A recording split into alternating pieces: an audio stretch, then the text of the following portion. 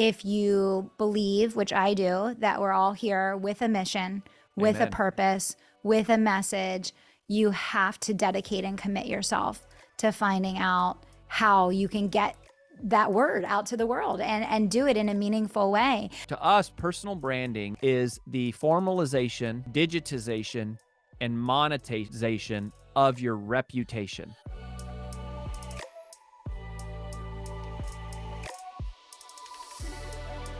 I captured the man behind the magic. I have such an incredible treat for you all today. Rory Vaden is on the show. This is the guy that is like behind the brands that you see out there that you're like, how are they doing it? And he's going to break it all down for you guys today.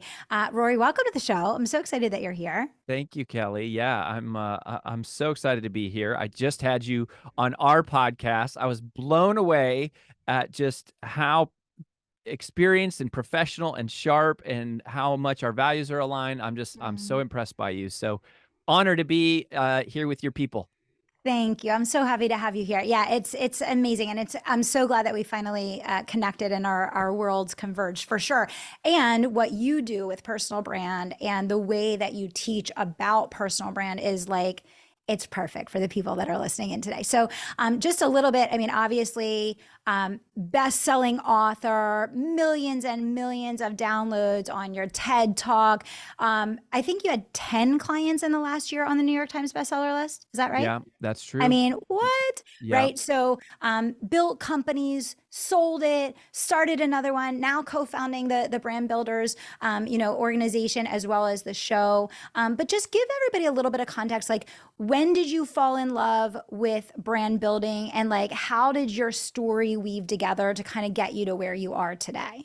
Yeah, totally. Well, I mean, I was raised by a single mom who sold Mary Kay cosmetics. Love it. And Yeah. my mom got pregnant when she was in high school, had my brother, was divorced from his dad a couple years later, got pregnant, had me when she was 22, and then was divorced and separated. And we never saw my father again 6 months after I was born. So she was 22 years old, no college education, single mom with two kids. Mhm. And but she's become very successful today, and it's been really great. We've always had a lot of love, and Cool. but what she used to do was she would drag me to these Mary Kay meetings that they would have, and they were always talking about goals and time management and leadership and like Yeah. self-talk and like all of these things. And so I got exposed to that world pretty early. And then when I was in college, I worked in a direct sales company. I went door to door 14 hours a day, 6 days a week on straight commission, paying all of my expenses so that I could pay my way through Yeah. school.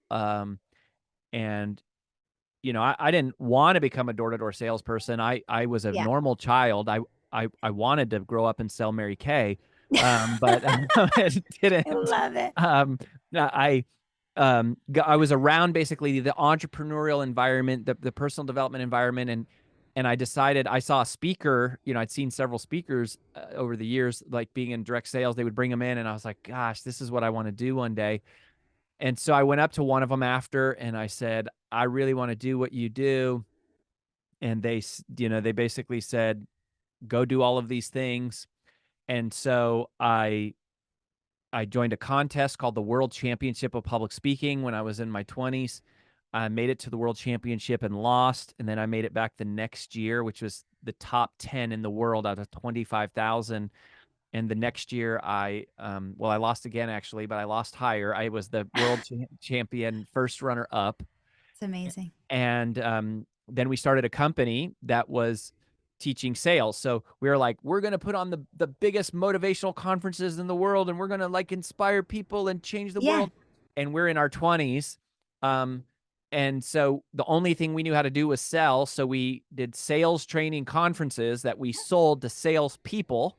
Mm-hmm. And Mm-hmm. we just cold called out of the yellow pages and It's said, amazing. let me come into your office. I'll do a free sales training for all your people. And if I do a good job, then, and you're convinced that I'm a good salesperson, then let them buy a ticket and come spend a day with me and my partners, and we'll teach them how to sell. Yeah. And that became a sales coaching company. Um, I had met someone in college that I started that company with, and he had grown up with this woman named Amanda. Um, and he was like, "We got to hire this woman. She's the smartest person I know." And so basically, the three of us, and a couple other partners, started the company. Well, her and I started dating. A year later, we fell in love. We got married a few years later after that. We grew Um, that company to an 8-figure sales coaching business.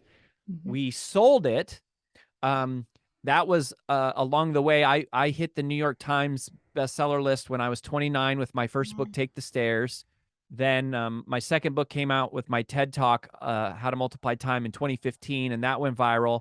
And then we sold the company in 2018. And frankly, we had the way we got into brand building was it was not planned at all. It was Mhm. we had a non-compete in the sales coaching space after we sold the Ah, company. But what happened was randomly, one of our friends at the time was a gentleman named Lewis Howes. And mhm. Lewis, we had met because I had been on his show years before this. It was the School of Greatness podcast. It was like Yeah. this new show. And then he had grown it to like 30 million downloads. And he said, I had sort of helped him as a friend with his first book and helped him become a New York Times bestselling author. And then we lost touch. And then literally the day we exited our former company, Lewis calls out of the blue and says, "I know we haven't talked in a while. My podcast has grown to 30 million downloads, but I'm stretched in all these directions. I have all these things coming at me. I don't know what my strategy is. I'm not keeping as much money as I should. I like." Yeah. And he said, "I feel like I need your brain on my business. Is there any chance that you could spend some time with me?" And we were like, "Sure." Our calendar is literally wide open. And so Lewis came to our house, and we took him through this. We didn't have a process. We didn't have a plan. We just were helping our friend, Yeah. like, here's how we would think about all of these things, and here's what we would do. And Lewis's company, he said, he was the one that said, "This is your new business. This is what you were born to do. Um, this is the most powerful, you know, uh, personal brand strategy I've ever gone through." Um, And we said, "Well, we can't start a business, Lewis. We don't have any." I mean, I just sold my email list, my podcast, all my social media, all 200 of our people. Like, we've been working 80 hours a week for 12 years. Like, we're done. Like, yeah. we're not starting a business. And he's like, "No, Yeah. no, we're doing this." And we're like, "Dude, we don't have any people or anything." And he said, "That's okay. I'm going to have you on my show, and we're going to tell the whole world that this is your new business." And we did that. And we had 1,000 free calls come in over the next couple months.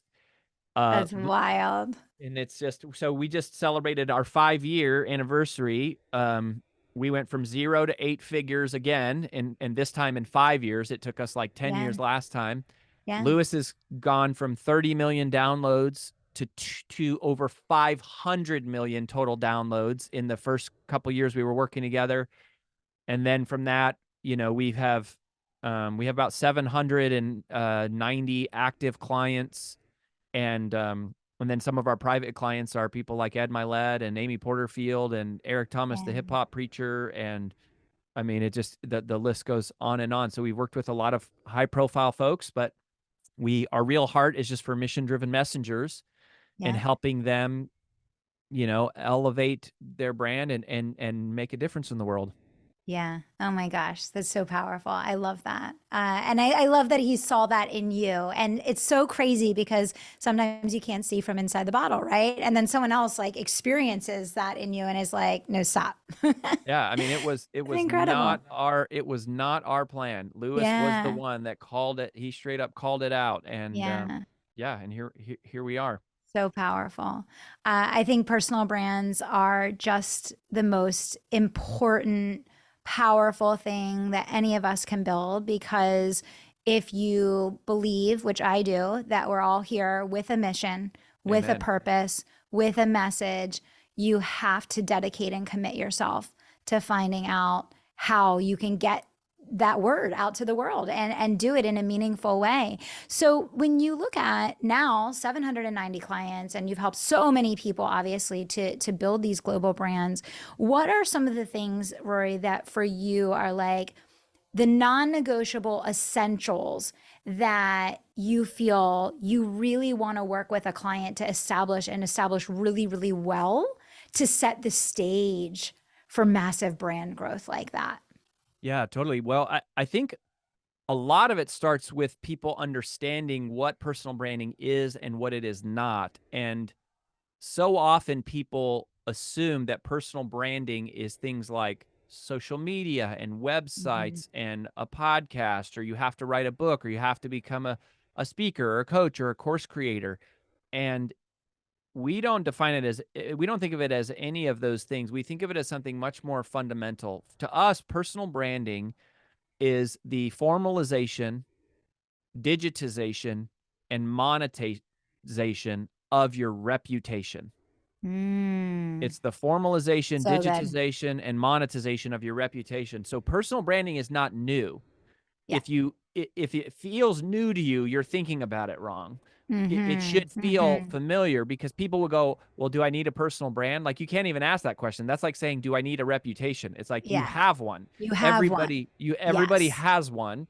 You Yeah. either are forming it deliberately, or it's forming accidentally. And in the digital Yeah. world, it's like, it may be non-existent digitally, and that's a real problem, because the digitization of your reputation is extremely important today.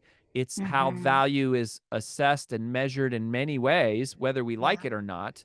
Yeah. Um, so I think that's where it starts, is just kind of understanding, okay, this is really about reputation. And once you get that, you immediately break free of like, oh, it's technology, and it means I have to dance on TikTok, and it means I need to Mm-hmm. do trending audios, and I need to have Mm-hmm. hashtags, and I need to do like, none of that Yeah. stuff. That ain't it. Yeah. Reputation. That's what it's about.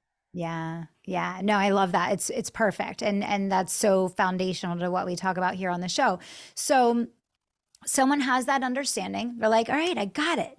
Yes, I'm committed. And, let's say that, like, let's talk to this audience here, right? This Sure. audience here, these people, many of them have been in business for years. They're running a healthy, small, maybe mid-sized company. Maybe they're somewhere between 5 million and 300,000 to 5 million, right? We have people kind of ranging. Some are higher than that, but a few 100,000 to a few million, right? But they're like, I want to take my brand to being a household name, like the people that you help, like the Ed Milet and Lewis Howes and all the others. What are some of the things that they have to really get serious about that maybe are different from what we think about every day? Because I love how you made the distinction when you were like, okay, it starts with understanding what it even is, Yeah. right? The monetization of the reputation, and what it isn't. We talked about that. What are some of the things that you think are now like, okay, we got that understanding. What are the Like, things that you how you do you think do have it, to? and where do you Yeah, start? Yeah. yeah, So yeah. I'll share with you the single greatest piece of personal branding advice that I've ever received. This is not a Rory Vaden quote. I wish it was, but it's not. Mm-hmm. This quote comes from a gentleman named Larry Winget. Mm-hmm. And Larry, I heard Larry say this early in my career. I was in my 20s. And Mm-hmm. as soon as I heard it, I was like, oh, this is so brilliant. Like, this is what it's all about. And what Larry said is, he said, the goal of a personal brand is to find your uniqueness Mm-hmm. and exploit it in the service of others. Mm. Yes. Find your uniqueness and exploit it in the service of others. And as soon as I heard it, I was like, that's definitely it. But Larry Yeah. was never in the business of teaching people how to find their uniqueness. And so when we started Brand Builders Group, we were like, oh, this is what we have to do. We have to create a methodology Yeah. and a process that helps extract a uniqueness out of somebody, um, Mm-hmm.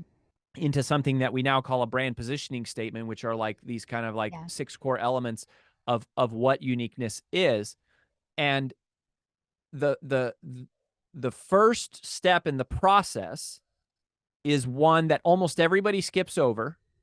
Mm-hmm. And even if they don't skip over, they can't get it right. It's incredibly difficult, even though it's insanely simple. Yeah. And that is, that the genesis of the personal brand journey starts by answering one question with only one word. And the Mm-hmm. question is, what problem do you solve in one word? Mm-hmm. And one of the issues of why people fail is because of something that we call Sheehan's wall. So we named this after another colleague of ours named Peter Sheehan, who originally created this concept, kind of made it more for the corporate world. We've applied it and tailored it Okay. to Yeah. personal brands, and then we named it after him. But if you think of, like, in any market or group, there's two different groups. There are people who are unknown. Mm-hmm. They're struggling with obscurity. They're unclear, they're untrusted, they're unknown. And then there are those who are well known. They have Mm-hmm. notoriety. These are, Mm-hmm. Oprah Yeah. and The Rock and Brene Brown and whoever, right? And in between these two groups of people is this huge invisible wall that we call Sheehan's wall. And what most small business owners do is they're living sort of in obscurity. They have the thought that you just said. They go, Yeah. I want to do this. I want to blow up my Yeah. brand. I want to blow up my business. I want to go to the next level. And then they look at they look at the people in notoriety are doing, and they go, I'm going to do those things. And so they go like, well, Tony Robbins talks about lots of different topics. He's like money, and he's got health, and he's got relationships, and date with destiny, and all of these different things. And Gary Vaynerchuk talks about all of these different topics, Web3 and business and sports and music Yeah. and entertainment. And so they go, okay, well, I'm going to talk about all these different topics online. Yeah. Then they go and they address multiple audiences. So they're like kind of talking to their friends and family and they're like friends from college and their Mhm. friends and family, but then they're also kind of talking to customers, and they're kind of talking to prospects, and they're Yeah. kind of talking to single moms, and they're kind of talking to executives, but kind of talking to Yeah. entrepreneurs, and kind of talking to 20-year-olds, and kind of talking to 50-year-old. Yeah. And they're talking to all these audiences. And then every time you scroll on Facebook or Instagram or something, you see an ad for a new business model.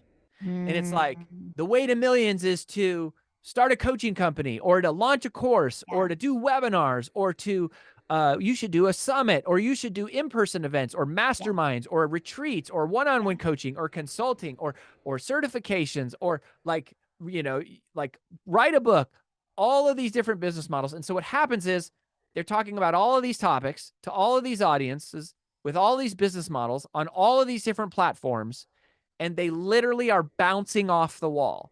Yeah. They're actually creating the very Mhm. noise they're trying to break free from, Mm. because what they are absent of is clarity, and what they're absent of is focus. And when you have diluted focus, you get diluted results. 1,000%. So how do you break through the wall? Well, it starts by being super clear about what problem do you solve. So I'll give you a couple examples, right? Brene Brown, not a client of ours, but Brene Brown has become one of the most influential voices in the world today. Mhm. She never set out to be a speaker. She never set out to Mhm. be Time Magazine Person of the Year or whatever. Mhm. Like, she was a researcher. And Mhm. Brene Brown has dedicated her life to studying shame. Brene Mm. Brown owns the topic of shame. You Mhm. cannot talk about shame and not reference or cite Brene Brown. You can't. Mm. Dave Ramsey is a good friend. He's down the road here in Nashville. He has a multi nine-figure business. That's Mhm. multi-$100 million business, Mhm. 1,000 employees. He Mhm. has 17 million people who listen to him to the radio every single week. And he says the same thing over and over again, the same 7 baby steps for Yeah. 30 years, for Yeah. 3 hours a day on the radio, over and over and over, talking about one problem: debt. Mhm. Dave Ramsey owns debt. You can't Mhm. talk about Mhm. debt without talking about Dave Ramsey. Dave Ramsey owns debt. Um, and if you look at it, even extends beyond that, like business, to Mother Teresa dedicated her life to eradicating poverty from the world. Dr. Mhm. Martin Luther King Jr. dedicated his life to eradicating racism and inequality from the world. There was clarity about the Yeah. one problem that these people were dedicating their life to. I first broke through the wall with Take the Stairs, and my first couple books. They were all about procrastination, the Mm. psychology of overcoming procrastination. And for a while, it was all I was doing, all I was talking about. For a while, I mean like 15 years. I invented the three types of procrastination. So there's classic procrastination, but then I invented the term creative avoidance, which is unconscious Yes. procrastination, and priority dilution, which is the high achievers Yeah. procrastination. And we talked about this, and that's how I got in the media and the books, etc. Um, and so if you look at Gary Vaynerchuk today, yes, he does talk about lots of things, Hmm. but in the beginning, Gary Hmm. Vaynerchuk became Gary Vaynerchuk by talking about one topic, wine, on one platform, YouTube. Yeah. And that is how he Yeah. broke through the wall. And so Yeah. you can't look at what they're doing today. You have to look at what they did. And that's what we help people do. And that's just the very first step. But it's like, if you can't answer that question, what problem do you solve in one word? You're going to struggle. And at Brand Builders Group, the problem we solve is obscurity. We Hmm. help people go from being unclear, untrusted, and unknown to wealthy, well-known, and notoriety, right? Like, Yeah. we're helping them break through the wall. It's amazing. So I just want to let me go back for just a second. So I love, which we talk about on the show all the time, what you said about them constantly hitting the wall, but you talked about it in a different way when you said they're actually creating the noise and creating the friction themselves that they're trying to get over. Like, that was huge. I just want to bring that back for everyone because it's such an issue, right? This is, the instant gratification versus I talk about the tortoise and the hare, right? Who end up winning the race, right? Totally. And when you said that about Dave Ramsey, he's been talking about his 6 baby steps, for 30 years. You look at Tony Robbins, same thing. I mean, he's still doing Unleash the Power Within. So What doing the year are we firewalk. on now? I mean, I it's a mean, it's lot. I just unbelievable. shared the stage with Tony Robbins last week at the Keller Williams National Yeah. Convention. And so I was like, I'm going to go down and watch Tony because I want to see what he's up to. And I'm like, oh, it's the Yeah. same. I mean, it's Yeah, exactly like, it's it's the exactly the same. same. Yeah. Uh-huh. And it's the patience, and it's the consistency, and it's the part of what you're talking about too, though, is self-trust also, right? Because a lot of what I see is people just they're hopping, they're Hopping.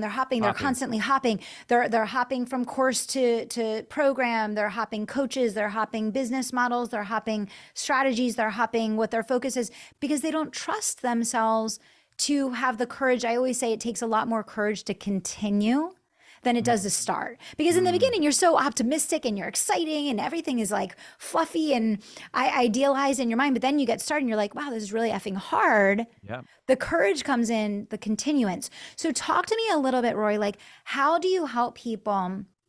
I love what you said about the one word. It's unbelievably powerful. And I am not surprised that you said people have so much trouble, right? You To said it's find it. unbelievably simple, but it's the thing people get wrong. Okay. But Well, let's and just say that, one thing on this, on your hopping thing, because yeah, that's so true. And if you go back to the wall analogy, Sheehan's yeah, wall, if you actually think about a concrete wall, if you have a sledgehammer and you hit over here and over here and over here and over here and over here, you're not yes, going to do anything to that wall. yes, What happens is if you hit the same spot over and over and over and over and get debt free, debt is dumb, cash is king, 7 baby steps, over yeah, and over and over. For the first few years, it feels like nothing's happening, but then the yes, then the paint starts to chip, then the wall cracks, yeah, then there's a little shape carved out of it, yeah, and then what happens is you finally break through the wall. There's a little bit of light, and then the wall busts, and then you just reach through and the whole wall yeah. falls down. But it's that It's the so good. discipline of over and over and over the same spot. Like, you just got to keep hitting it. So it's I hopping. see it. Hopping is the enemy. Distraction is the enemy. Dilution is the devil. Like, that is the Yeah, thing that's killing people. it's so good. Oh, it's so good. Okay. So we got him there. Everybody listening, you understand. Dilution is the devil, right? We got that. Now we're like, okay, we're focused on our one thing. It's continuity.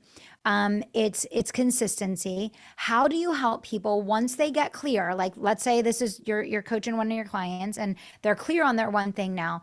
how do you help them like really ground into that? And how do you help them contextualize how they're thinking about it, how they're showing up in it, how they're owning it? Like, what does that look like? Totally. So, the brand builder journey, which is our flagship framework that we take Mhm. people through, it's broken up into phases. It's 4 phases.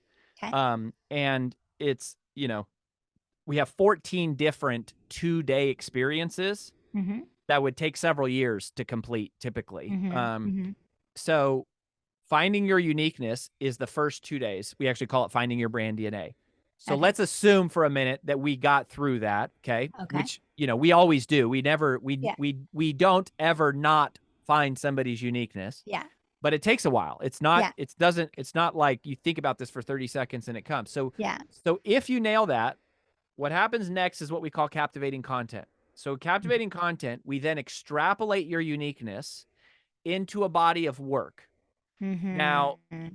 you could think about this as an outline for a book because that's probably the most pragmatic way your brain will process it. Mm-hmm. But what actually happens is you create an outline, you write a TED Talk, a keynote, a half-day training, a full-day training, a 2-day training, a 6-month coaching program, and a year-long consulting program, a full-length video course, and a book all at the same time through the way that we structure the content.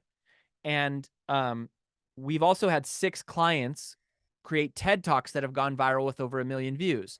A Wow. lot of that has to do with that there's a science to how you create content that transmits. For Mm-hmm. example, my TED Talk is built around a framework called the focus funnel.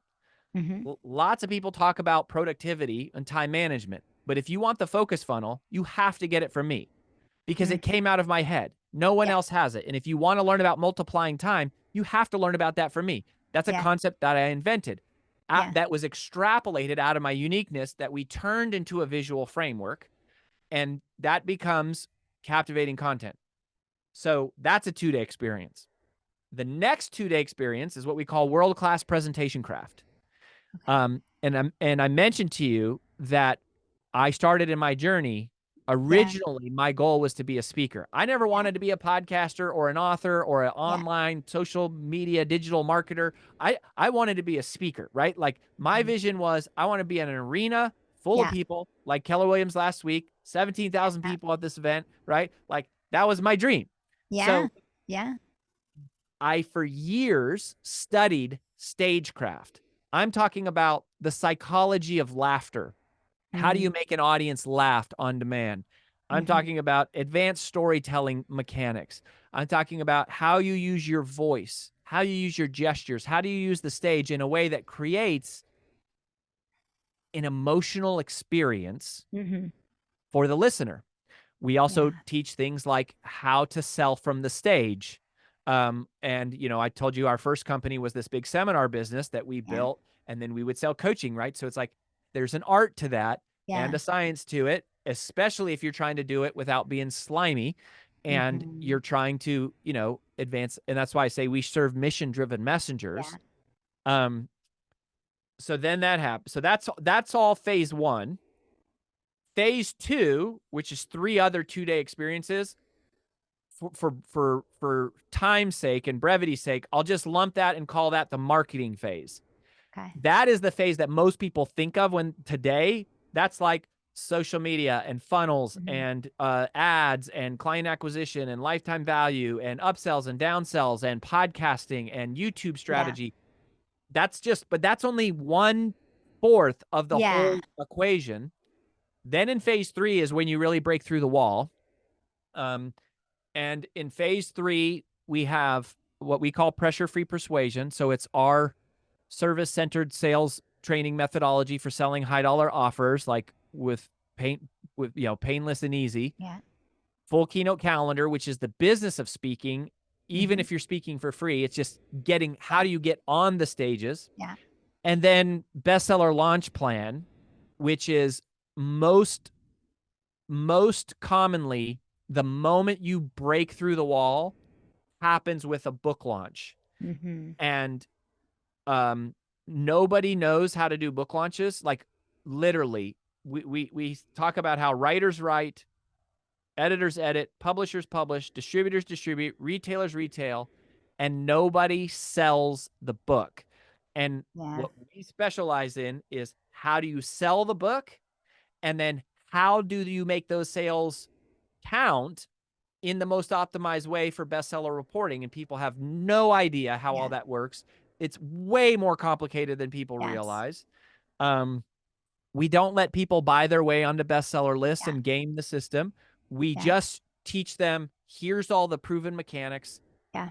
Get real humans to actually buy your book and be excited about reading it. Because if they don't actually read the book, it doesn't really build the brand.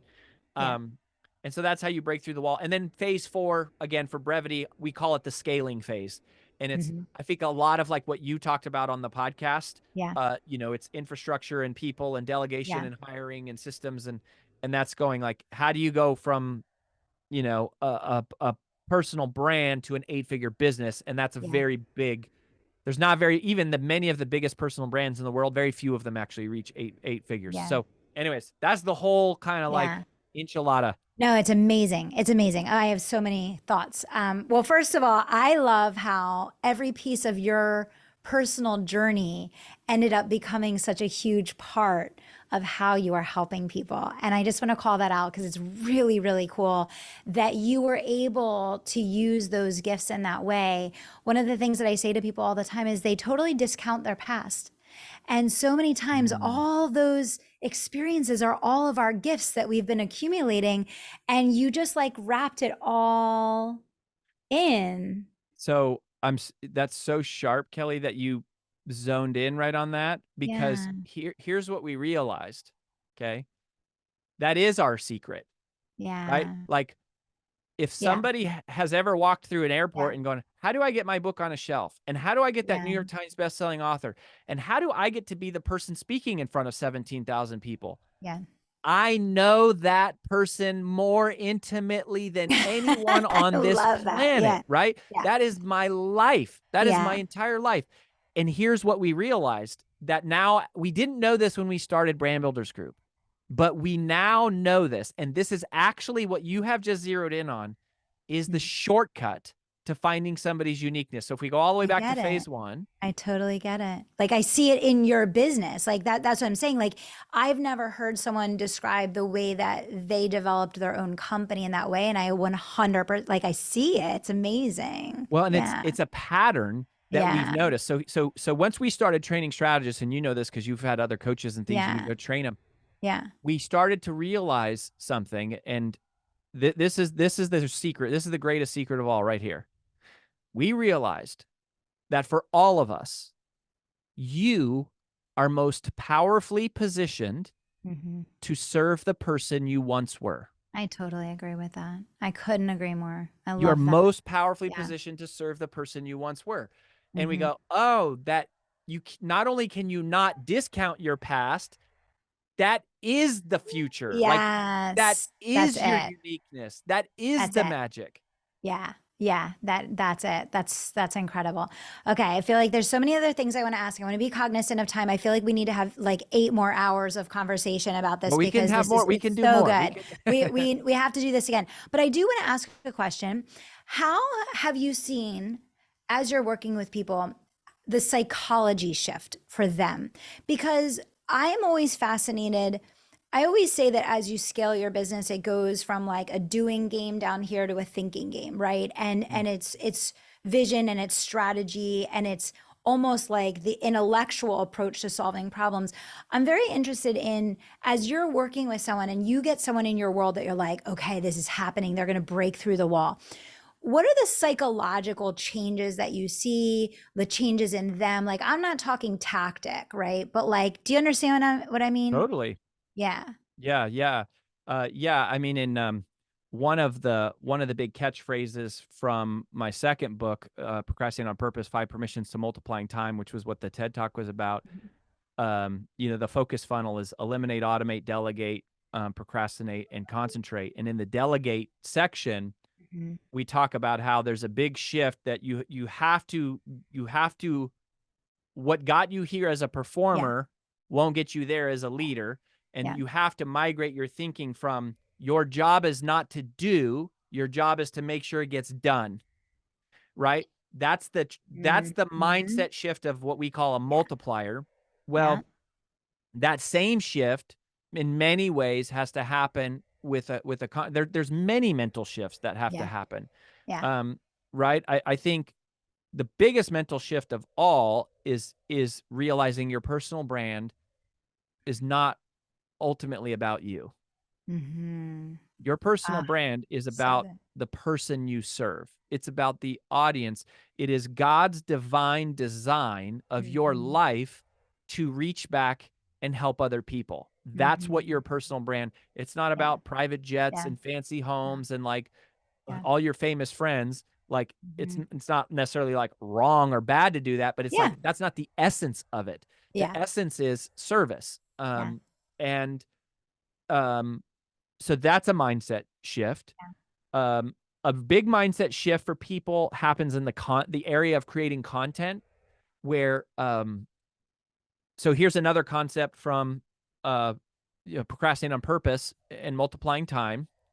So, I mentioned eliminate, automate, delegate. In the automate section of that methodology, one of the concepts that we realized is that automation is to your time exactly what compounding interest is to your money. Mm. Mm-hmm. Automation is to your time what compounding interest is to your money. So just like compounding interest takes money and turns it into more money, anything you create a process for today creates time Yeah. tomorrow because it's tomorrow the process is doing it instead of you doing it. Yeah.